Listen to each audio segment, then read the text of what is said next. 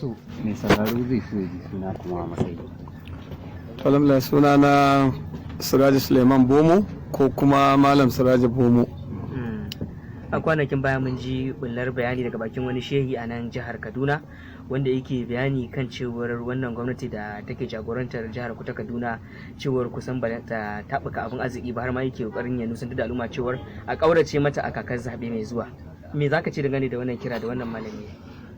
To ai ni ina ganin na farko abin da ya kamata dai a fara shine a tama shi takaici ko a tama shi da na sani ko kuma ya roƙi al'umma su haɗu su tama shi tuba ma Allah, domin cewar wannan gwamnatin ba ta taɓuka wani abin a zo a gani ba kuma bai kamata a zaɓe ta ba, ai alama ce ta kuma shi na da inda yake so a zaɓa.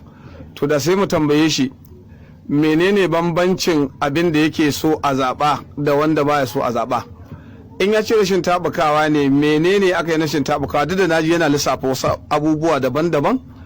To ni abin da nake so dai in gaya ma al'umma, musamman 'yan uwanmu tijjanawa mabiya ɗariƙun sufaye da mabiya ɗariƙun shehu tijjani, akwai abubuwan da ya kamata a sani. Wannan malamin, kafin in ba da amsa cikakka, lokacin gwamnatin nan da aka yi ta wadda ya samu dama a ciki ta 2011, bayar wucewan malam Namadi Sambo Abuja a matsayin mataimakin shugaban ƙasa, lokacin da wannan gwamnan ya gama cika wa'adinsa ana son ya zo ya yi wa'adin wancan yana son ya nashi, kuma shi da bakinsa ya fito gidan rediyo yake lakca yake cewa maulanmu shehu Ibrahim radiyallahu ta'ala anhu ya ce duk mabiyin ɗariƙa, duk masoyin shehu tijjani da masoyinsu in ya tashi siyasa, in dai siyasa zai yi to ya shiga jam'iyyar da gwamnati take, da yake lokacin yana cikin gwamnati a wancan gwamnatin.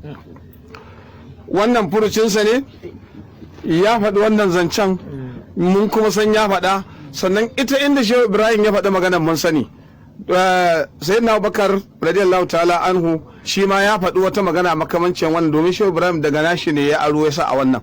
To kar malamin da mutanen Kaduna su manta, da Allah su taimake mu tambayansa, malam ka ce kar ai wannan gwamnatin don ta haifar da kurakurai, gashi kuma a baya mun ji ka taba cewa dan dariƙa ya shiga inda gwamnati kai kuma gashi yanzu inda kake ba gwamnati.